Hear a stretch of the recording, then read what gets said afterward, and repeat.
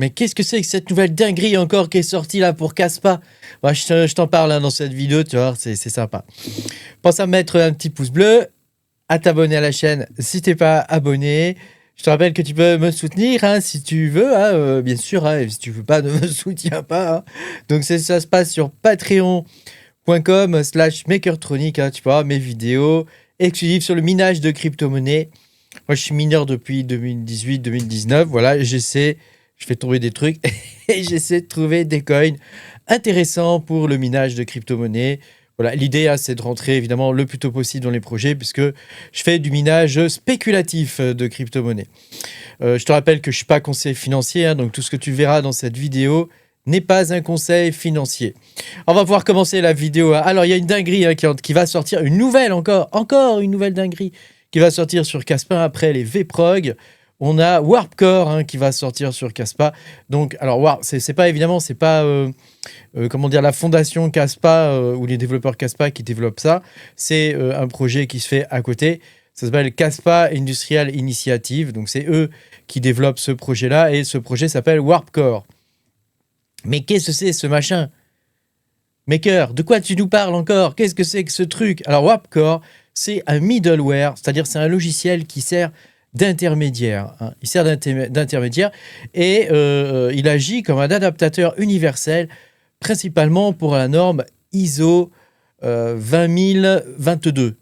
Tu vas me dire, mais qu'est-ce que c'est que cette norme ISO 2022? C'est le standard actuel, le standard des institutions traditionnelles pour pouvoir communiquer entre elles via Swift ISO et pouvoir se faire des transferts de thunes. Et oui, Kaspa pourrait devenir un moyen de transférer de l'argent de façon totalement instantanée entre les banques d'un pays à l'autre. Kaspa, pour le coup, rentre en concurrence directe avec notre bien-aimé XRP et qui permettrait, pour le coup, de faire des transactions internationales avec des frais très bas et quasi instantanés, puisque Kaspa est quasi instantané. Le gros avantage de Kaspa, c'est qu'il est aussi décentralisé. Donc, je te récapitule le concept, parce qu'en vérité, il est relativement simple. Kaspa va fonctionner avec Warpcore, qui est une couche supplémentaire à Kaspa, va fonctionner, pour le coup, sur le protocole ISO 2022. Et donc, ce protocole ISO 20022, je vais y arriver, 20022, il va utiliser la blockchain Kaspa comme intermédiaire pour faire les transferts. Alors, pourquoi c'est révolutionnaire? Parce que le système actuel, Swift, c'est le système, je crois c'est belge, Swift, il me semble. Les transferts sont lents, ils prennent 3 à 5 jours, ils sont lents et ils sont coûteux parce que chaque intermédiaire prend une petite commission. Et oui. Donc, quand tu fais un virement, par exemple, imaginons tu fais un virement de la France au Japon, Swift va faire en sorte que tu passes par diverses banques et que chaque banque prenne sa petite commission. Et au fur et à mesure, d'une banque à l'autre, tu vas arriver jusqu'à la banque destinataire finale. Donc, ça prend 3-5 jours. Et en plus, ça coûte assez cher. Donc là, c'est un système qui est lourd, du coup. Actuellement, Swift, c'est quand même un système qui est lourd et qui est difficile à changer, en vrai.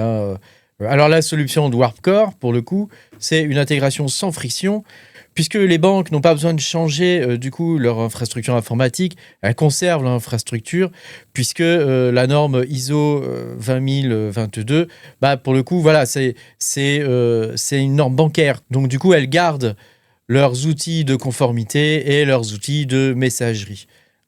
Le gros avantage aussi de Warpcore, c'est la vitesse, puisque les transactions se font sur une blockchain qui est BlockDAG, qui est vraiment à la pointe de la technologie, et pour le coup, les transactions sont quasiment instantanées. C'est la finalité de Kaspa, elle est quasi instantanée. C'est-à-dire que quand tu envoies un coin d'un côté, tu le reçois de l'autre quasiment immédiatement. Parce que c'est dû au fait que le block time est extrêmement bas, en vrai. Voilà. Et puis, tu as la sécurité, puisque actuellement, Kaspa sécurise les transactions avec le Proof of Work, et jusqu'à preuve du contraire, il n'y a pas mieux, c'est vraiment le gold standard. C'est-à-dire qu'il n'y a pas mieux en termes de sécurité pour sécuriser une transaction. Donc le point crucial là, c'est que pour le coup, Kaspa et Warpcore se posent en alternative supérieure à Ripple, puisque Ripple, il est souvent critiqué parce qu'il est centralisé, alors que Kaspa est totalement décentralisé. Il n'y a pas de PDG, il n'y a pas de préminage, tu vois. C'est un système libre que tout le monde peut utiliser, y compris les banques peuvent utiliser via Warpcore, peuvent utiliser Kaspa pour faire des transferts internationaux, par exemple. Hein. Un autre avantage aussi de Warpcore, c'est qu'il permet aux banques de ne pas faire de KYC. Hein, ce sont les banques qui vont maîtriser toute la partie KYC, alors que Ripple oblige les banques et oblige en fait à faire des vérifications d'identité. Donc ça, c'est, tu vois, c'est quelque chose qui est pas terrible hein, en vrai. Hein. Donc là, ça serait géré uniquement par les banques en couche supérieure. Et donc, c'est pas imposé par la blockchain elle-même. Actuellement, Warpcore a été lancé en phase de test hein, dans un sandbox, c'est-à-dire dans une sorte de bac à sable pour les institutions financières où elles peuvent faire des tests et voir un peu comment ça fonctionne. Alors, si je veux te détailler en gros comment ça marche, hein, le problème actuel, en fait, c'est le Swift, c'est le jeu du téléphone bancaire. Hein. En gros, l'argent ne voyage pas directement d'une banque à l'autre. Hein. Il passe par plusieurs petites banques ou plusieurs grosses banques même correspondantes, des banques intermédiaires. Chaque intermédiaire prend une petite commission. Voilà, ça prend quand même quelques jours. Hein. Alors que là, on a un tunnel direct avec Warpcore. La banque émettrice, par exemple, la BNP, on va dire. Hein, comme ça, c'est la première qui me vient en tête. Hein. La BNP, elle envoie un ordre de virement. OK ? Donc, elle utilise son format habituel, hein, qui est le format ISO 20022. Elle ne touche pas du tout à la crypto. Hein. Elle n'a pas besoin de changer son logiciel. Pour le banquier, c'est un virement qui est normal. Ensuite, l'étape 2, si tu veux, c'est que Warpcore va faire la traduction de tout ça. C'est-à-dire qu'il va instantanément traduire une transaction qui est une transaction bancaire en une transaction Kaspa, hein, sur la blockchain Kaspa. Donc, il va associer les informations de conformité bancaire, c'est-à-dire en gros qui envoie, pourquoi il envoie, etc., à la transaction, mais il ne va pas forcément les exposer publiquement, hein, ça peut rester confidentiel. L'étape 3, évidemment, c'est le transport hein, sur la blockchain Kaspa. Donc, c'est là que la vitesse de Kaspa intervient, hein, puisque au lieu d'attendre plusieurs jours, bah, la transaction est propulsée via le réseau BlockDAG de Kaspa, donc c'est quasi instantané.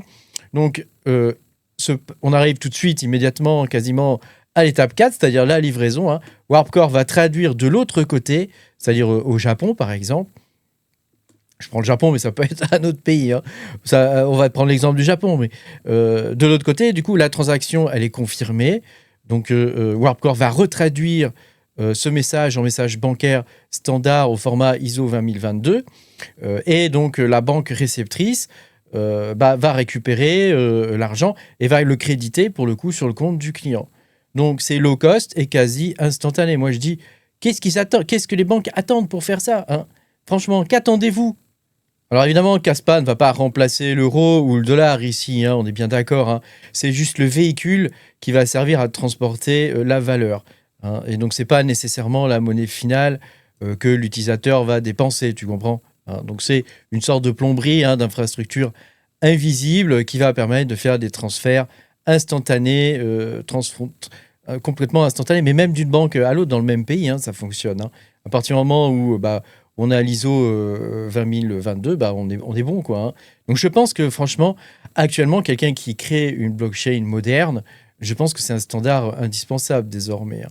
Voilà, je voulais te partager ça parce que je trouve que c'est une avancée intéressante de la communauté de Kaspa sur le projet et je pense que ça pourrait aider à la propulsion de Kaspa. Hein, pourquoi pas hein. C'est vrai qu'actuellement, quand tu regardes le prix, bon, il est en train de remonter un petit peu. Hein, un petit peu. Bon, c'est toujours pas fantastique hein, au niveau du prix, mais bon, que veux-tu que je te dise hein. Entre les fonctionnalités, la véritable utilité d'une blockchain et son prix, parfois, il peut y avoir une énorme différence hein, qui est liée principalement à la spéculation. Hein, c'est comme ça que ça fonctionne. Hein. Merci d'avoir regardé cette vidéo. Pense à mettre un petit pouce bleu, à t'abonner à la chaîne si t'es pas abonné. Et je te dis à bientôt hein, pour de nouvelles aventures. Salut!